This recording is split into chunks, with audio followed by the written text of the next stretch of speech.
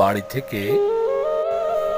থেকে ট্রেনে আসার সময় মনোরম দৃশ্য দেখতে অনেক সুন্দর লাগছিল, তাই কিছুক্ষণ ভিডিওটা করে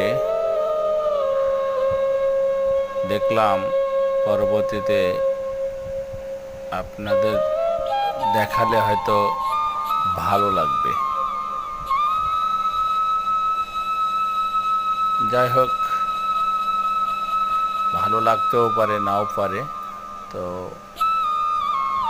দেখানোর চেষ্টা করলাম। তবে ভালো লাগলে বলবেন এবং ভালো থাকবেন, সুস্থ থাকবেন, জীবনে ফিরে আসুন, যার যার মতো কর্মব্যস্ততায় পড়ে